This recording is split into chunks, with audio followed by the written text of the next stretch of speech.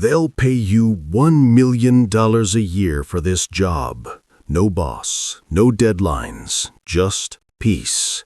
You can sleep when you want, fish when you please, and stare into the endless blue. Your only duty?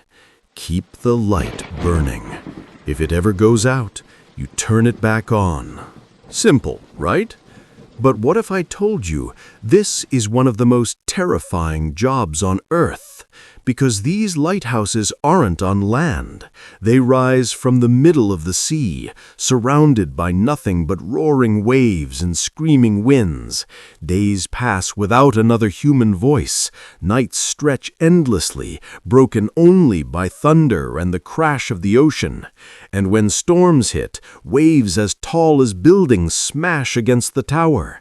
Many have vanished here, their stories swallowed by the sea. But why build something so dangerous in such a place? Why must this light never go out? To find the answer, we must travel back in time, to an age before maps, before compasses, before GPS, when ships were made of wood and sailors guided themselves by the sun, moon, and stars.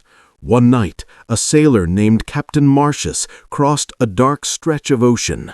Beneath him, unseen rocks waited like daggers. His ship struck, wood cracked, water rushed in, and chaos followed. That night planted a question in his mind. What if there was a way to warn sailors before disaster? That question would echo through time until it reached ancient Egypt beside the Mediterranean Sea in the city of Alexandria. Ptolemy II faced a crisis. His harbor was surrounded by deadly rocks, merchant ships kept sinking, trade was dying, and his empire was slipping into ruin. Desperate, he called upon the greatest architect of his age, Sostratus of Cnidus. And Sostratus dreamed of building a tower of light that could guide ships safely home. From that dream rose one of humanity's greatest creations, the Lighthouse of Alexandria. 384 feet of white marble, glowing above the sea like a star on earth.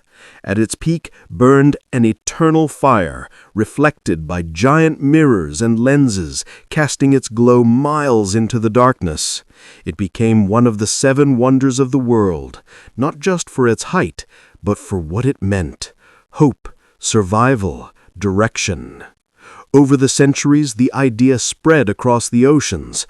Lighthouses were built wherever rocks hid beneath the waves, each one a silent guardian against death. First came fire, then lamps and candles, then electric bulbs. But still, their light couldn't travel far enough until a French genius, Augustin Jean Fresnel, changed everything. His revolutionary Fresnel lens bent light itself, focusing it into a razor beam that could pierce even the darkest night. That same design still protects sailors today. And yet, for all their glory, these towers remain haunted by silence. The sea never sleeps, the wind never stops whispering, and the keeper, alone, must stay awake, guarding that single light that separates life from death. So, yes, the salary is enormous, but what's the price of your sanity? Would you dare to live surrounded by the ocean's endless roar, knowing that if the light dies, you might vanish with it?